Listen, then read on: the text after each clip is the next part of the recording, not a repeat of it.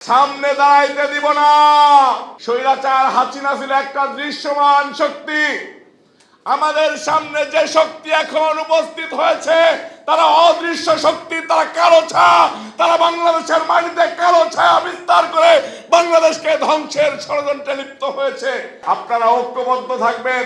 আমাদের দল নিয়ে সর্বদাই ষড়যন্ত্র হয়ে থাকে।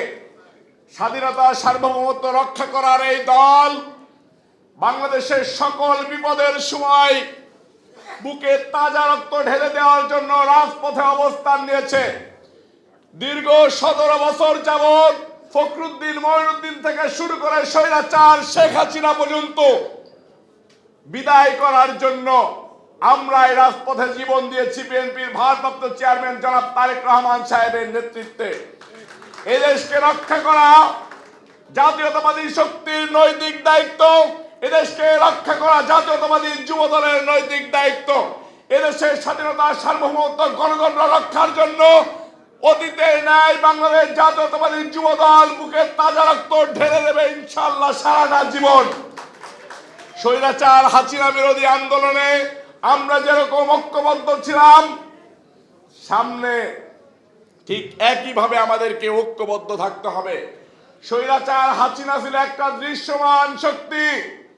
আমাদের সামনে যে শক্তি এখন উপস্থিত হয়েছে তারা অদৃশ্য শক্তি, তারা কালো ছায়া, তারা বাংলাদেশের মাটিতে কালো ছায়া বিস্তার করে বাংলাদেশকে ধ্বংসের ষড়যন্ত্রে লিপ্ত হয়েছে।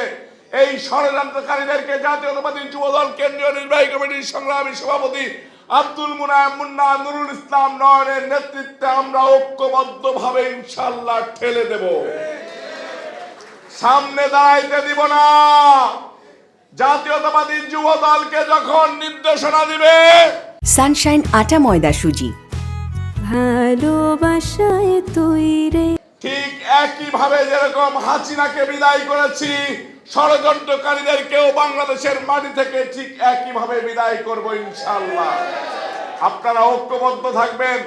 আপনাদের ঐক্যবদ্ধ নিরলস পরিশ্রমী বাংলাদেশ জাতীয়তাবাদী দলের শক্তি, আপনাদের শক্তি বিএনপির ভারপ্রাপ্ত চেয়ারম্যান জনাব তারেক রহমানের শক্তি, আপনাদের শক্তি বিএনপির ভারপ্রাপ্ত চেয়ারম্যান জনাব তারেক রহমান সাহেবের মাতা, আমাদের নেত্রী বাংলাদেশের তিনবারের প্রধানমন্ত্রী, সফল প্রধানমন্ত্রী বেগম খালেদা জিয়ার শক্তি। আপনাদের শক্তি মানে বাংলাদেশের গণতন্ত্রের শক্তি। আপনারা যদি ঐক্যবদ্ধ থাকেন তাহলে আমরা এই শক্তিতে শক্তিয়ান হব। সম্মানিত নেতৃবৃন্দ, আমাদেরকে যে লড়াইয়ের মধ্য দিয়ে যেতে হবে সেটা গণতন্ত্রের পক্ষে সামনের নির্বাচনে ভোটের লড়াই। এই ভোটের লড়াইয়ে আপনাকে বুঝাইতে হবে যে আপনি এই দলের জন্য সম্পদ। আপনার আচার ব্যবহার, নম্রতা, ভদ্রতা, সভ্যতার বিরুদ্ধে দিয়ে ধানের শীষের ভোট আসবে। আপনার ব্যবহারে ধানের শীষের ভোট আসতে পারে, আপনার ব্যবহারে ধানের শীষ থেকে ভোট চলে যেতে পারে। তাহলে আপনারাই ধরে নেবেন কিভাবে ধানের শীষকে জিতাইতে হবে, ধানের শীষের প্রার্থীকে জিতাইতে হবে।